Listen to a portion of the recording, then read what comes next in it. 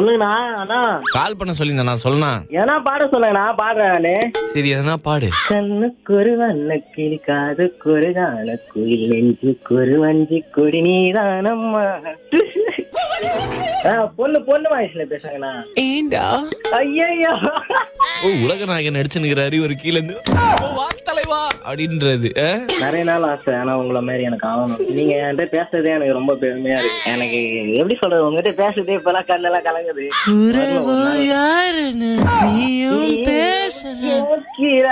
வாழ்க்கை எப்படி போகுது? அம்மா விட்டு பிரிஞ்சிருது கஷ்டமா இருக்குது. என் கண்ணில் ஈரம் வந்தால், என் நெஞ்சில் பாரம் வந்தால். இப்ப அடுத்து வேற யாரையா பத்தி சொல்லுவ, அவங்கள பத்தி பாடுவியா?